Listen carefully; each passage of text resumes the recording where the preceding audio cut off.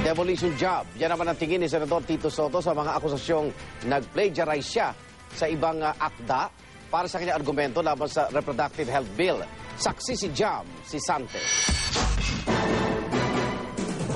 Kahit mukha po akong walang pinag-aralan, kung ikukumpara sa mga pinag-aralan nila, o ako'y hindi kasing dunong nila, ang mahalaga po ay yung ipinaglalaban ko. Malinis po ang hangarin ko na ipaglaban ang sangtidad ng buhay.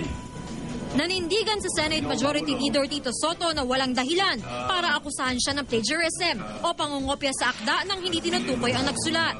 Yan ay sa kabila ng pagpunto ng maka-RH bill na grupong Filipino Freethinkers ang pagkakapareho ng ilang bahagi ng isang blog post sa naging talumpati ni Soto kontra sa RH bill noong August 13.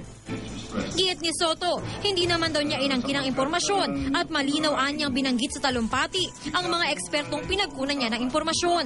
Kaya posibleng target lang daw ng ilan na pahinain ang kanyang kampanya laban sa RH bill. Siguro sabi nila, if you can't kill the message, kill the messenger.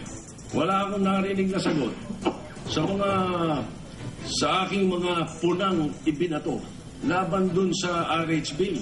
Tulad ng mga susunod, sabi ko na ang RH Bill ay labag sa ating saligang batas na nagtatakda ng proteksyon sa mga batang di pa na ipapanganak. Na ang RH Bill ay malaking gastos para sa bayan sa halip na magamit ito sa mga paaralan, ospital at mga gamot. At sa gitna ng mga panawagan lalo na sa social media na papanagutin siya, iginiit ni Soto na walang krimen ng plagiarism sa Pilipinas.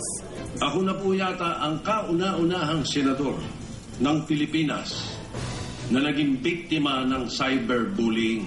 Mungkahi ngayon ni Senate President Juan Ponce Enrile, pag-aralan kung dapat bang magkaroon ng batas para protektahan ang mga blog. Iginiit din niyang tutol siya sa anumang uri ng plagiarism. Pero tila nagulo na raw ng isyong ito ang usapan sa RH Bill. Tapos siguro ang isipin natin ay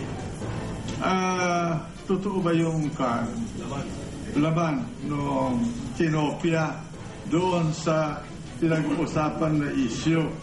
Pinatanggal na ni Soto sa Senate records ang sinasabing plagiarized na bahagi ng kanyang turno and contra speech. Ako si Jam Sante, ang inyong saksi.